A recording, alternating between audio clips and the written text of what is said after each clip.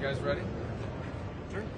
Well, this is an impressive center with a lot of important work that's happening here. This is a historic mission, by the way. I mean, if you think about it, there's nothing to model this after because this has never happened before. I think we have a lot to be proud of in the first 10 days, 11 days, 12 days of implementation, where we have faced real challenges along the way, including over the weekend, but also an exciting opportunity. So this will be the journey to sort of get through the 21 points of the plan, to get through all the things that we're trying to achieve is not going to be a linear journey. There's going to be ups and downs and twists and turns. But I think we have a lot of reason for healthy optimism about the progress that's being made. One of the reasons why I wanted to come today is sort of get a sense of the workflow, get a sense of the organization, and get a sense of the needs. It is increasingly, while you see a lot of uniforms here, including from partner nation states that have come, and of course with the Israelis who are hosting us and are a key part of this, you're starting to see more of a presence from State Department and related entities as well, and that will continue to grow as we can provide personnel on things like emergency response, the coordination of humanitarian assistance, and things of that nature. So you're starting to see that presence here grow. But a lot of good progress is being made on a number of fronts, and you can break this out in a number of ways. The first is the maintenance of the current ceasefire, of the current peace that we're confronting. And that involves two things. Number one, deconflicting from any flashpoints that may come up. We need to understand, the world needs to understand that on the other side of that yellow line there is still a terrorist group that remains armed, and we've seen them take actions against their own population. I think it's important, by the way, that there be more media coverage given to the fact that Hamas has brutalized Palestinians, has brutalized Gazans over the last few days, and that's something to point to. But all of that has to be managed to make sure that in addition to that we don't have any flashpoints that could derail the broader process. At the same time, the coordination of humanitarian assistance. And there's humanitarian assistance that is now flowing into those places beyond the yellow line, but that involves coordinating with all of these different organizations from around the world, including international organizations and charity groups. That's a massive undertaking to coordinate all of that and that be distributed safely. That's just beyond the yellow line. Behind the yellow line, there's another effort going on of humanitarian assistance, which is even broader because those areas are safe, those areas are secure. So that's happening. At the same time, it's this work on creating an international stabilization force. It involves bringing together all the nation states that are offering to provide personnel and resources, so structuring what that stabilization force will look like, lining up all the countries that are willing to provide either money or personnel or a combination of both, and then getting the right international mandate, whether it's the UN or an international agreement, working through that to make sure that that entity, that security force that can exist, can function, is funded, understands what its mission is clearly, and can execute it effectively. And then beyond that, of course, is the long term, the reconstruction, the rebuilding, the creating conditions so that never again will we see what happened on October 7th, so that you can actually be in a place that no longer has elements operating within it that are a threat to Israel or to their own people, for that matter. And of course, that's a longer term plan, and that's something that's also key to all of this. It's the goal we're all trying to get to. But before we can get to that goal, we've got to get through the process that we're involved in right now, which is making sure the ceasefire holds without anything disrupting it, making sure people are getting the life-sustaining aid that they need in a way that's not being looted or stolen or diverted in any way, and at the same time creating the conditions for the stabilization force to come in as soon as it possibly can be put together to provide what we need, the stabilization we need, in order to move to the further phases of this plan. All right? Yep. Yes. Mr. Secretary, could I ask you about President Trump in his Time interview talked about the case of Moran Barghouti, the Palestinian prisoner, saying that he's considering raising it. Do you want Israel to release him? I can't hear what you're asking me because there's some buzz going on here. I'll shut up. Moran Barghouti, the Palestinian prisoner, President Trump in his interview with Time said that the U.S. was considering asking Israel to release him. Is that something that you were asking? Or you're talking about the one from the U.S.? Moran Barghouti, the Palestinian prisoner? I don't have any news for you on that today. Obviously, we'll work that through our embassy here and our diplomatic channels, but we don't have anything to announce on that. The Palestinian prisoner, the Palestinian activist, Moran Barghouti. I don't know why I can't hear you. Sorry. I'm sorry. Moran Barghouti's case. Yeah, I don't have any update for you on that. Yes, go ahead, please. Secretary, first of all, welcome to Israel. Second, there has never been anything like this in Israel. But it makes you think, does Israeli military decisions regarding Gaza are taken effectively in DC? And if the IDF will identify that Hamas is rearming and regrouping, can we independently renew the fighting, or we should ask for I think everybody involved in this would like to see this not happen again. But if we are in the Middle East, well, I don't think there's any country in the world. If there is a reason to renew the fighting, should we apply for permission from the Trump administration? Yeah, I wouldn't phrase it that way. I think the bottom line is that there's no nation on earth that's contributed more to help Israel and its security.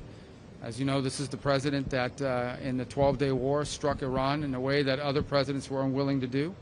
And that partnership will continue. We're very committed to Israel's security and supporting Israel. We're also very committed, and we think it's in Israel's long-term security, and I think our Israeli partners agree, to be able to have a Gaza that is no longer an operating space for a terrorist organization. That's why this plan calls for the demilitarization of Gaza, and that's what we're committed to. So, but I wouldn't phrase it the way your question asked it. I don't think this has to do anything with permission or anything of that nature. This has to do with basically we're all committed to making this plan work. There is no plan B. This is the best plan. It's the only plan. It's one that we think can succeed. It's one that we believe it's on the way to success. As impossible and unimaginable as it may have been. Remember a month ago, 6 weeks ago, no one would have thought possible that you were going to get all the hostages out, and I know that we still have the remains of hostages. That has to happen. That's part of this, and we're very committed to making sure that happens. We are not going to stop pushing until all of that is, all the commitments that were made here are kept. And that includes the demilitarization of Gaza. Now, we're dealing with factors here. We're dealing with miles and miles of kilometers of tunnel networks. We're dealing with 2 decades of terrorist infrastructure. All of that has to be confronted. And we'll do that together with Israel. Secretary, yeah. If you could address, following on your mention just now about disarming Hamas, is that something that the ISF force would be engaged in? And if Hamas refuses to disarm voluntarily, is that something that this force would be involved in forcing them to disarm? If Hamas refuses to demilitarize, it'll be a violation of the agreement, and that'll have to be enforced. I'm not going to get into the mechanisms by which it is going to be enforced, but it'll have to be enforced. I mean, this is a deal, and a deal requires conditions to be met. Israel's met their commitments. They're standing at the yellow line, and that is contingent upon the demilitarization. So suffice it to say that we're also hopefully going to create conditions where Hamas won't have people, because there'll be ways. We want to see a Gaza where people can live without Hamas, where they have jobs, where they have prosperity, where they have opportunities. I'm not telling you that's going to be set up next week, okay? That's a long-term project. But what I am saying to you is that we want to create the conditions, we want to help create the conditions here so that people, including regional powers, regional countries, Arab countries, majority Muslim countries, signed on to the commitment that there would be a demilitarized Gaza and that there would not be a Hamas with the capability to threaten Israel. That's a commitment not just by the United States. This was signed on by all these countries. We fully expect that everyone will live up to those commitments. From Israeli point of view, thank you, and welcome to Israel, by the way. I think the question from Israelis' point of view is that in the meantime, because everybody wants this plan, no question about that, in the meantime, as you mentioned, every day Hamas is rearming, pre-preparing, doesn't give back our dead hostages. So the question is whether in the meantime the U.S. should let Israel to act on the other side of the Gaza Strip. In this way, the ISF future work will also be easier. That's the question. Thank you. Well, right now there's an agreement in place, right? And that requires both sides to live up to their commitments. If the commitment, if what you're describing to me means the deal fell apart. But right now we're not at that stage, and that's what we're trying to prevent. That's why I'm saying to you, we're not going to forget about the hostages. We push every single day, and we'll continue to push until the remains of every single hostage is returned. Work is going on. Even as I speak to you now, that's being pushed on. That's not something we're going to start talking about. We fully expect that Hamas will fully demilitarize. That is the agreement they signed on to. That is the agreement that all of the nation states that joined this effort signed on to, and we expect it to be fulfilled. Now, we're about 8, 10, 12 days into this. But, and the third point is we don't want to see any threats against Israel coming out of the areas that Hamas is currently still present in. And that won't be tolerated either. So the President's made that very clear, that if Hamas threatens Israel or fails to demilitarize, this will be taken care of. But that is what this whole effort is about, is making sure that all of those commitments are met on both sides.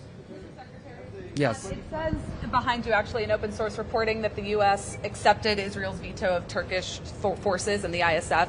Is that accurate? And can you provide any detail on that security force, how big it will be, who it will include, or any other? Well, we haven't formed that force yet, so there's still work going on. There's a lot of countries that are offered to do it. Obviously, as you put together this force, it'll have to be people that Israel's comfortable, or countries that Israel's comfortable with as well.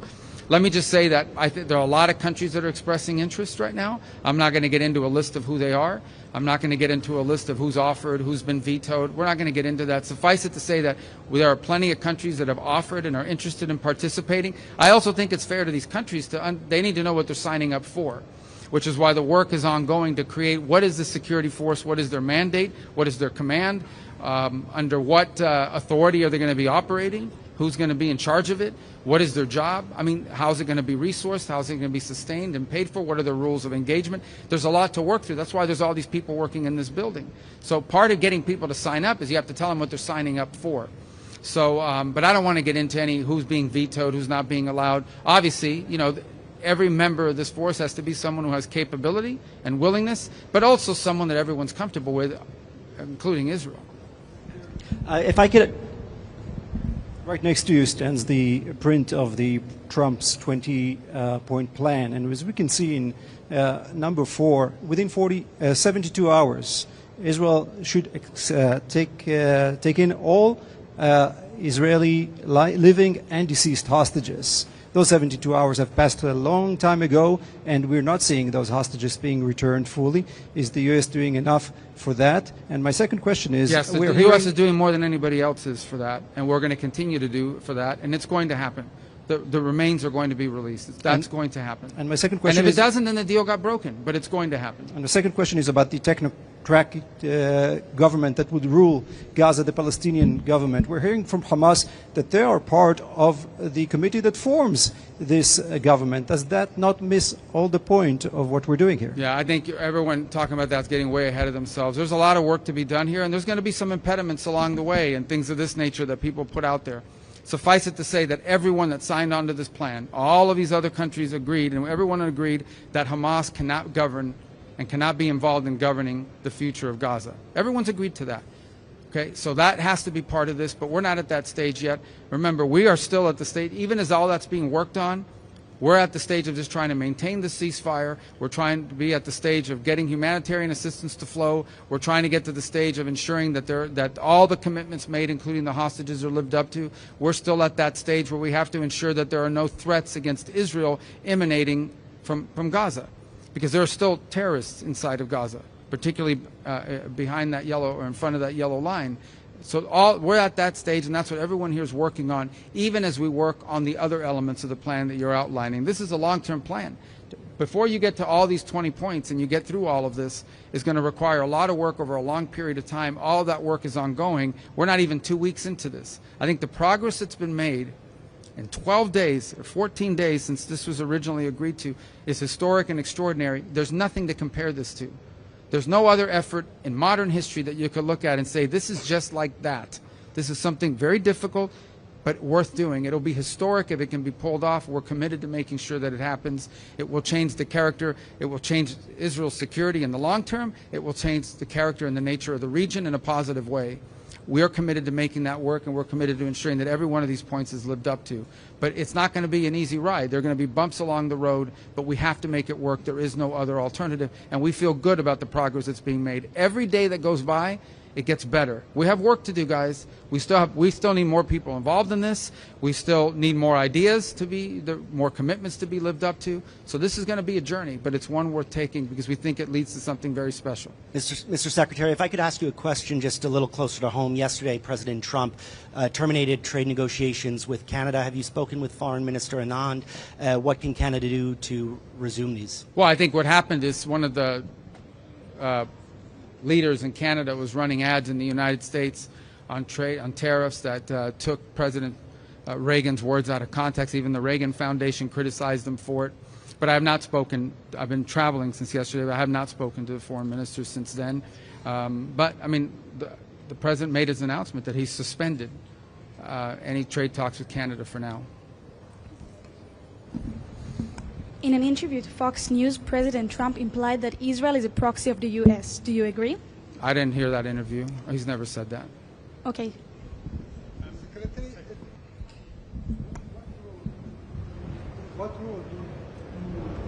What role do the U.S. see for the Palestinian Authority in Gaza the day after? You know, we've heard about a lot of plans that was done by the Palestinian Authority. The Palestinian Authority? Yeah, that's Mahmoud Abbas Authority. Yeah, look, again, I mean, obviously, you know, and I've expressed and we've expressed our concerns about the Palestinian Authority as it stands today. It's certainly in need of reform. As far as what role it's going to play in the future of Gaza, that's yet to be determined, if any role at all. We don't know. I mean, that's what's being worked on.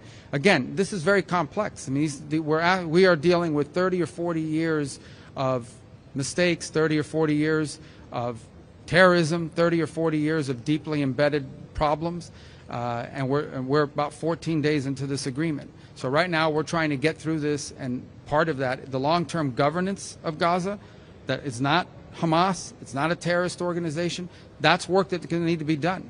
I mean, I can't prejudge what that's going to look like now, because that's going to be something that has to be worked on collectively with Israel, with partner nation states, and something everyone has, for it to work, everyone has to agree to it. For that to work, everyone has to agree to it. The work is happening, but we're not at that stage where I can tell you this is what it's actually going to look like. Nobody can tell you that. But I can tell you what it can't look like. It cannot be a place that is governed by anyone who wants to use it as a launch pad for attacks against Israel. If it is, then there'll be another war. There won't be any peace. There will never be peace as long as there's an area or a territory that's being used as a launch pad to threaten Israel's security. Everyone understands that, and everyone that signed on to this deal understands that. On humanitarian aid, you mentioned that that's going to be coordinated through here. I wonder if you could say what the role of the UN will be, and specifically what role UNRWA might play in. UNRWA's not going to play any role in it. Okay. UNRWA's not going to play any role in it. The UN is here. The UN is. We're seeing the work they're doing. The World Food Program. There's also not-profit NGOs, you know, humanitarian assistance organizations that are involved in this.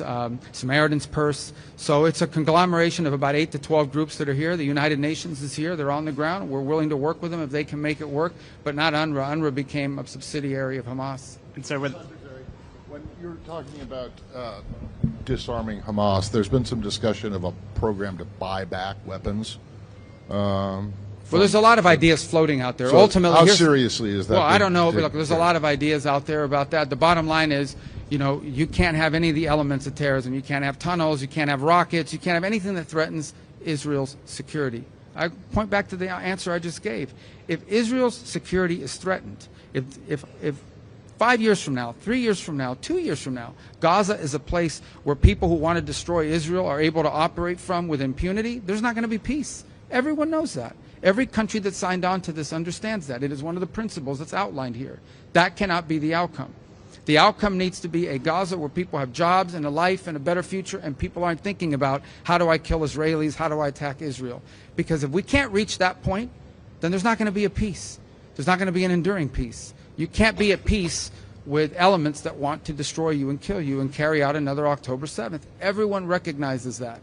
But there's a lot of work that we need to do to achieve that. We're not there today, 14 days, 13 days after this deal was signed. But I can tell you we've made more progress in 13 days than anyone thought possible. We've come a long way. But this is the first mile in a very long journey. We've got a long ways to go.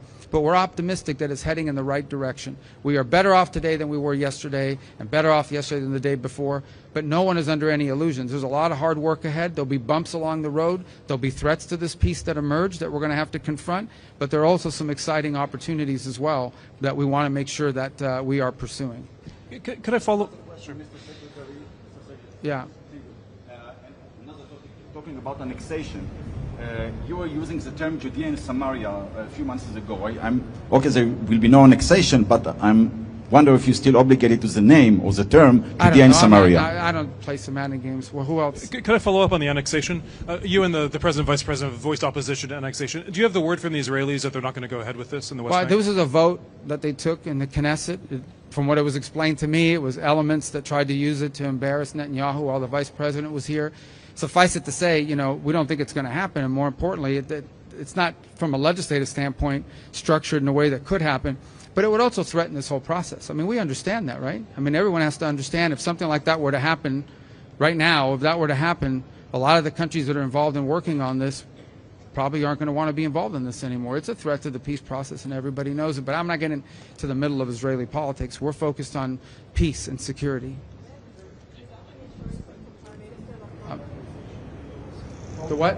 What could we expect in terms of future normalization deals after this ceasefire? We heard about Saudi Arabia, we heard about other countries. Is there anything you can tell to the Israeli people about the possible benefits of this deal?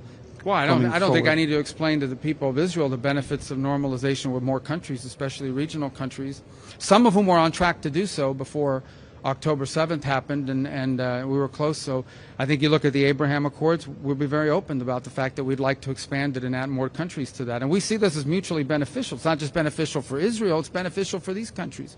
We have a lot of countries that want to join, that have expressed interest in joining and want to join. So I think that would be great, and I think that could be a byproduct of achieving some of this. And well, I'm not going to mention the countries' names because it's up to them to announce it. You know, they're going to say, I announce them here, and they're going to then maybe they haven't even talked to their own people about it yet. But I think we know who some of them are, right? We know who some of them are, and we think it would be great. There's some bigger than others, but we'd like to have as many members of the Abraham Accords as possible. That work is going, and I think what we're doing here could help, you know, create the momentum for that to occur. So yeah, I do think the Abraham Accords can grow. I think there's some countries you could probably add right now if we wanted to, but we want to do a big thing about it, and so we're working on it. But believe me, we have a whole unit at the State Department that works on that. Problem is, some of them are here working on this now, but they can work on two things at once. If I what could else? follow I got up a on couple the more. ISF, Mr. Yeah? Secretary, is it the U.S.'s intent to deploy the ISF as a UN peacekeeping force under a UN Security Council We haven't resolution? decided. Maybe. We don't know. I mean, maybe one route. The problem is that some of these countries can't participate in this unless they have a mandate from the UN, as an example. So maybe it'll be a UN resolution. That's one route. We could have an international agreement as well. We're working through that. I mean, we'll find the right formula to do it. It may be the UN. We're working on some language on that now that hopefully will be in place. It may be another way to do it. But we will need something because some of these countries, by their own laws, can't participate in these efforts unless they have some sort of international mandate or flag that they're under. All right, I got time for one more. There's been a series of settler attacks against a village full of American citizens in the West Bank called Termasaya. I was just wondering if you'd seen any of the videos of these attacks. I'm aware of the incidents, and I've seen, I mean, not recently, I've seen them, some of the ones that have been posted and some of the things on social media. Our embassy has worked on that topic and has expressed the U.S. opinion to the government. Obviously, the safety and security of Americans anywhere in the world is something that will be important to us. So, and we've expressed our position directly to the Israeli authorities, and our ambassador has spoken on this topic clearly and repeatedly. Okay? Thank you, guys. Thank you, Press.